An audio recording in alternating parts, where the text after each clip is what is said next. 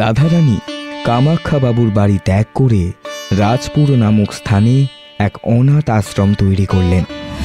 রাধারানী, এই ব্যক্তিটি পুরুষ হলেও এর সঙ্গে তুমি গোপনে দেখা করো।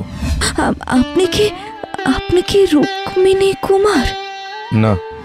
চোখের সামনে তাকে দেখতে পেয়ে তার মশকরা করতে ইচ্ছা হলো। রাধারানী যখন বিপদের মধ্যে ছিল তখন আপনি ফেলে গেলেন কেন? সে থাকতে না পেরে শাড়ির আঁচল মাথার কাছে জড়িয়ে ঘরের ভিতরে ঢুকে পড়ল। এই যে রুক্মিণী কুমার রায়, তা তো আমি বুঝতে পারছি, কিন্তু উনি কি আমায় চিনতে পারবেন? যদি চিনতে না পারেন তাহলে আমি নিজে থেকে তার কাছে পরিচয় দেব কেন? এত বছর ধরে রাধারানীর মনে জমে থাকা কষ্ট যেন এক অভিমানের মতো বাইরে বেরিয়ে আসতে লাগলো। চোখের জল মুছে সে চোখে মুখে জল দিয়ে আবার সেই গৃহের ভিতরে প্রবেশ করার আগে আবার ভাবল, তার কোন জাত তাও তো আমি জানি না। তাছাড়া তার কি বিবাহ হয়েছে তাও তো বোঝা যায় না। তার বয়স যে অনেকটা তা তো দেখেই বুঝতে পারছি, কিন্তু আমার সকল বাসনা যদি সফল না হয়। রাধারানী দরজার এপাশে পর্দার আড়ালে দাঁড়িয়ে মনে মনে নানা কথা ভাবছিল। এমন সময় তার মনের ভেতর থেকে যেন কে বলে উঠল, শত বছর ধরে যার জন্য অপেক্ষা করেছিস এখন সে ঘরের ভিতরে বসে আছে। যা যা গিয়ে তার পায়ে লুটিয়ে পড়, বল তাকে, বল যে তুই সেই রাধারানী যার জন্য সে এখানে এসেছে। যা গিয়ে বল।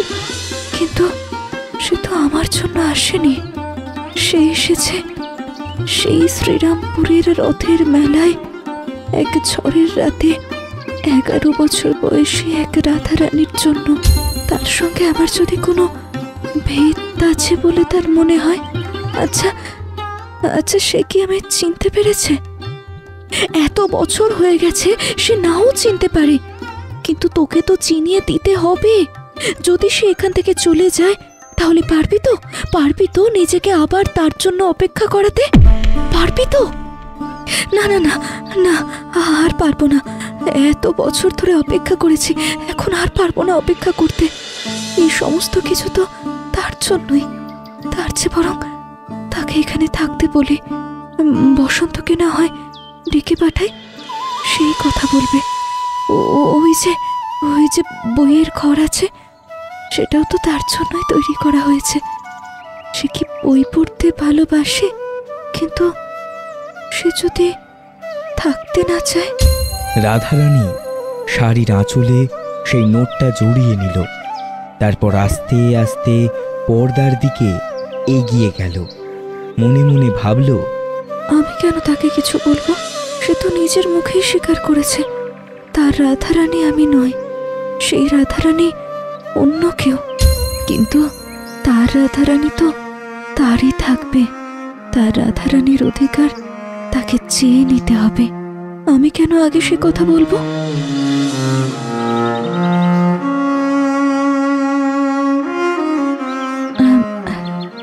আপনাকে অনেকক্ষণ অপেক্ষা করতে হলো। আপনি বড় অদ্ভুত। আপনি আমায় বিদায় দিয়ে গেলেন না। আমি উঠে যাব কিনা তা ভাবছি, কিন্তু তাও করতে পারছি না। আপনি রাধারানীর কথা বলছিলেন না? এক রাধারানী আমার এখানে আছে, তার সঙ্গে সাক্ষাৎ করতে গেছিলাম। সে কি? আমি তাকে একবার দেখতে চাই। কিন্তু তাকে আপনি দেখতে চাইছেন কেন? 7 বছর ধরে যাকে দেখার জন্য অপেক্ষা করছি তাকে একবার দেখব না? আপনি একই কথা বলছেন। তাকে একবার ডাকুন। আপনি তাকে দেখতে পারেন, তবে আপনাকে এখানে আশ্রয় নিতে হবে। আপনার নামটা কিন্তু আমি জানতে পারলাম না। আরাধ্য দেবতার নাম জানার কি অধিকার নেই? মুখ ফসকে এমন একটা কথা বলে ফেলে রাধারানী নিজের উপরেই নিজে তিরস্কার করল। কিন্তু রুক্মিণী কুমার উত্তেজনার বশে তা বুঝতে না পেরে বললেন, আরাধ্য দেবতা?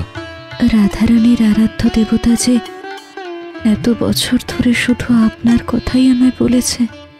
আমার নাম দেবেন্দ্রনাথ রায়। অনেকেই রাজা বলে, তো যারা কুমার বলে তাদের উপরে আমি খুশি হই। তাহলে তো আর কথাই নেই। তাহলে আপনি আজ এখানে বিশ্রাম করুন। ভোজনের পর আমি আপনাকে রাধারানীর সঙ্গে দেখা করিয়ে দেব।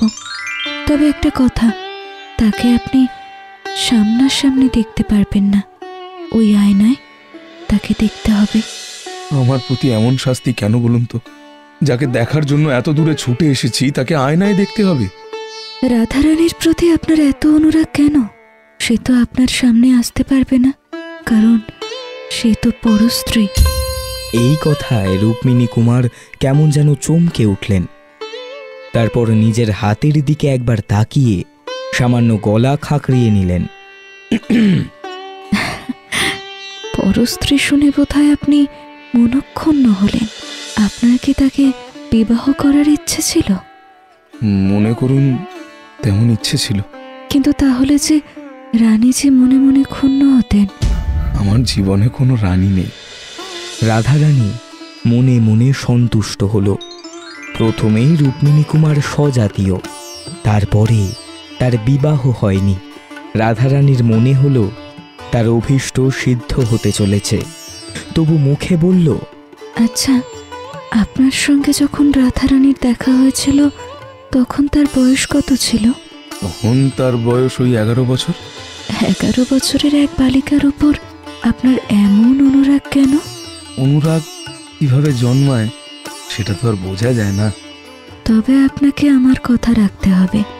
আগে আপনাকে আহার গ্রহণ করতে হবে এবং তারপরে আমি আপনাকে রাধারানীকে ওই আয়নায় দেখার সুযোগ দেব।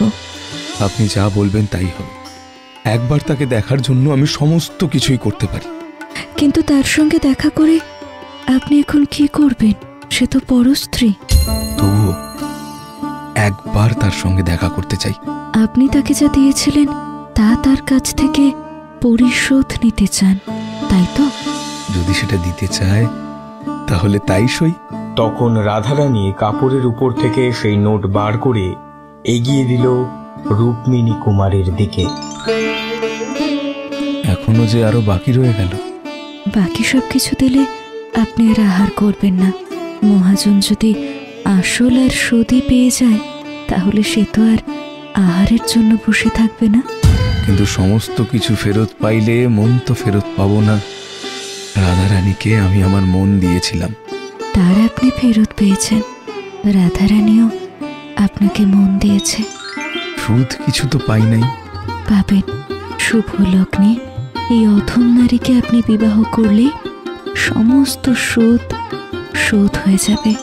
এ কথা বলে লজ্জায় লাল হয়ে সেখান থেকে রাধারানী ঘরের ভিতরে চলে গেল। রাধারানী দেওয়ানজিকে বলে রুক্মিণী কুমারকে ভিতরের ঘরে অতিথিশালায় নিয়ে যাওয়ার অনুমতি দিল। ভোজন শেষ হওয়ার পরে রাধারানী রুক্মিণী কুমারের কাছে এসে বলল, আপনার কাছ থেকে যে দুটো টাকা আর কাপড় নিয়েছিলাম সেগুলো আপনাকে ফিরিয়ে দিতে পারবো না, কারণ সে কাপড় ছিঁড়ে গেছে এবং সেই টাকা আমি খরচ করে ফেলেছি। তার বদলে আপনাকে এইটা দিতে পারবো।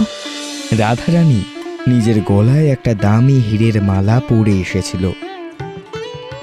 সেটা খুলে রুক্মিণী কুমারকে পরাতে উদ্ধত হলে রুক্মিণী কুমার তাকে থামিয়ে দিল। যদি আমার ধার শোধ করতে হয় তাহলে তোমার গলায় যে মালা আছে সেই মালাই আমি পরব। রাধারানী তার গলার মালা রুক্মিণী কুমারকে পরালেন।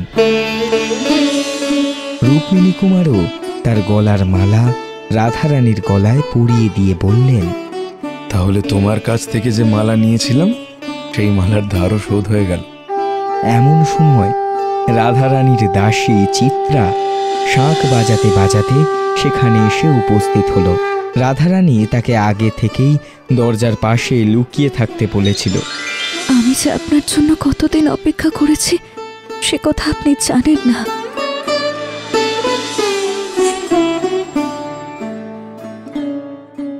রুক্মিণী কুমার আর রাধারানী নিভৃতে বসে নিজেদের মধ্যে কথা বলছিল।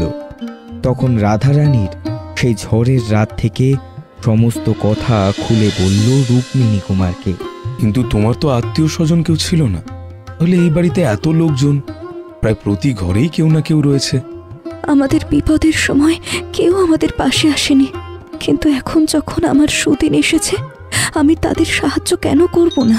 তাই আমি তাদের সবাইকে এখানে এনে রেখেছি।